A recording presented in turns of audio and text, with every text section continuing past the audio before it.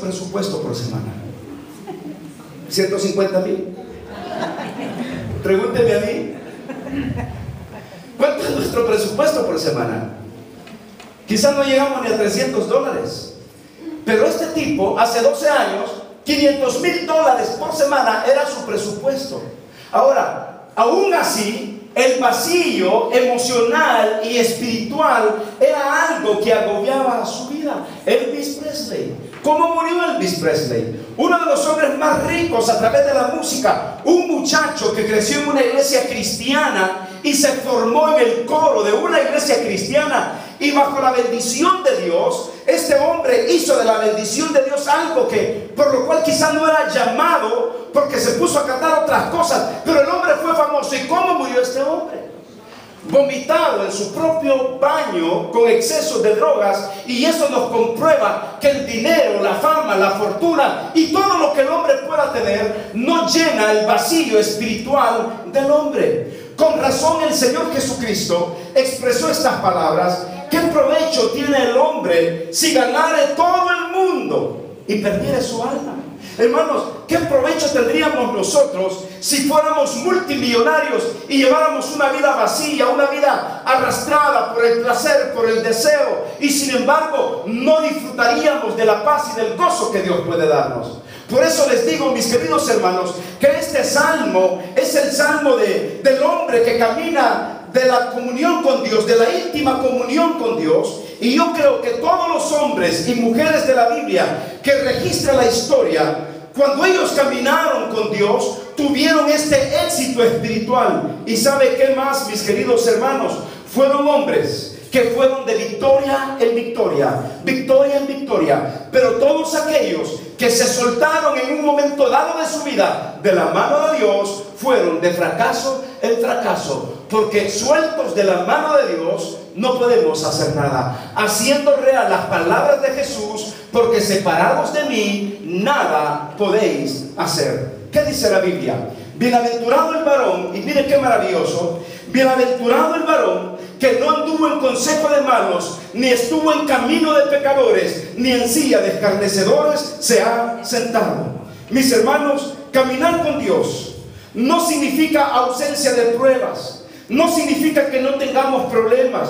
Caminar de la mano de Dios no significa que no hayan circunstancias difíciles en nuestra vida. No significa que no hayan tropiezos, desánimos, enfermedades, tentaciones.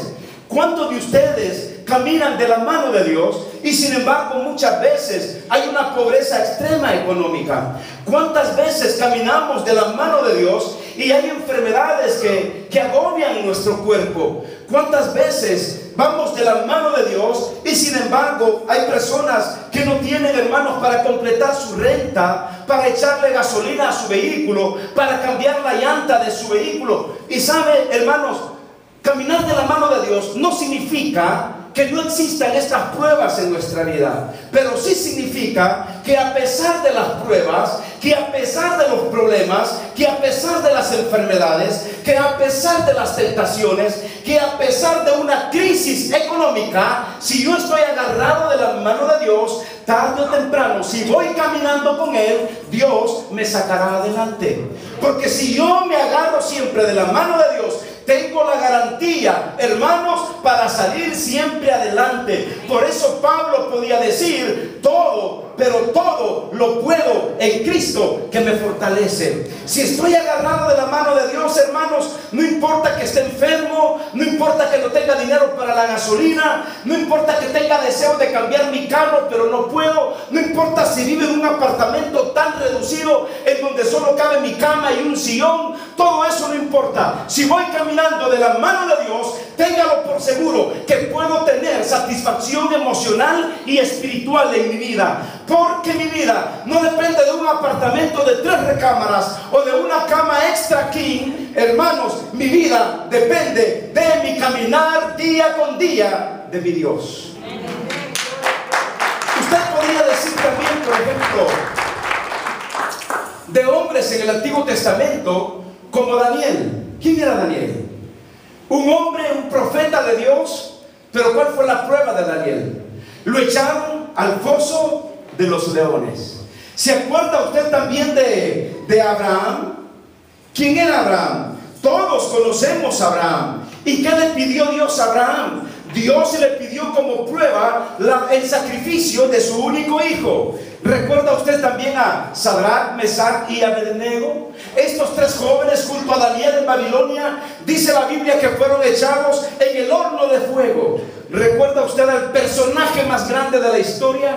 ¿Quién es el personaje más grande de la historia? De toda la historia, de todos los tiempos. El Señor Jesucristo. Y Jesucristo, aunque caminó de la mano de Dios, ¿cómo murió el Señor Jesús? Murió crucificado en una cruz. ¿Recuerda usted, por ejemplo, a los héroes de la fe de Hebreos 11? Ellos sufrieron la tortura y la persecución. ¿Recuerda usted a los discípulos de la primera iglesia? Dice la Biblia que fueron perseguidos hasta la muerte y muchos de ellos fueron quemados en la hoguera. ¿Recuerda usted al apóstol Pablo? Que Pablo, siendo un hombre que caminó de la mano de Dios, ¿cómo murió el apóstol Pablo? Murió guillotinado en una de las cárceles de Roma. ¿Y todo por qué? Que aunque caminaron de la mano de Dios y murieron en medio del sufrimiento, pero por dentro hubo un gozo, una paz que el mundo, que el diablo, que el pecado, que los injuriadores no le pudieron arrancar. Porque nadie puede arrancarle a usted el gozo que Dios le ha dado. Nadie puede arrancarle a usted la paz que Dios ha puesto en su corazón. Podemos llorar, podemos gritar, podemos lamentarnos, podemos quejarnos, podemos gemir dentro de nosotros, pero aún con esos gemidos y esos lamentos hay una paz profunda que Dios ha depositado en nuestras vidas, y nadie nos puede arrancar la paz que solamente viene de nuestro Señor Jesucristo. Nadie, absolutamente nadie. Hermanos, ni el pecado, ni la pobreza, ni la miseria, ni el dolor, ni el quebranto, ni la enfermedad. ¿Qué dijo Pablo en Romanos capítulo 8? Dice que nadie nos puede separar de Dios, ni la vida, ni la muerte, ni ángeles, ni principados, ni cuchillo, ni espada, ni enfermedad. No hay nada que me pueda separar del amor de Dios que es en Cristo Jesús. Pueda que yo no tenga todo el dinero, pueda que no tenga un título académico, pueda que no tenga una profesión como los demás, pueda que no tenga una casa lujosa, pero tengo la paz de Dios, tengo el gozo del Señor. Y si tengo el gozo y la paz de Dios, hermanos, lo tengo todo en el Señor Jesucristo. Lo tengo todo en el Señor Jesucristo. Mire, hay algo interesante. La Biblia nos dice en esto del versículo 1, dice: bienaventurado el varón que no anduvo en consejo de malos. ¿De qué nos está hablando? Nos está hablando de que el cristiano que camina de la mano de Dios no se deja arrastrar por el sistema del mundo. La Biblia en este pasaje, en este versículo, nos habla, hermanos, de tres principios muy importantes. Número uno, no sigue el consejo de malos. En otras palabras, no va en pos de aquellos que nos aconsejan mal en la vida diaria. ¿Cuántas personas fracasan porque se dejan guiar por consejos malos de gente mala? Mire, hay gente mala en el mundo como que se hubieran venido, como que se hubieran nacido para guiar a otros hacia la maldad. Cuando yo veo a jóvenes que se inician en las pandillas, cuando veo a jóvenes que se inician en grupos satánicos, yo a veces digo, ¿por qué tienen que seguir los consejos de los malos? Cuando Dios está diciendo que el que no se detiene en el consejo de los malos es una persona bienaventurada, es 3 veces dichoso. Entonces, no sigue el consejo de los malos. Número 2, no se detiene, no se estanca, no practica el pecado, no se deja arrastrar por los pecadores. Por eso la Biblia dice que no anduvo en consejo de malos, ni estuvo en camino de pecadores, pero que dice al final, ni en silla de escarnecedores se ha sentado. En otras palabras, no cultiva la amistad con los blasfemos, se aparta de los burladores de la fe y condena la actitud de aquellos que blasfeman el nombre de la fe y de Cristo Jesús.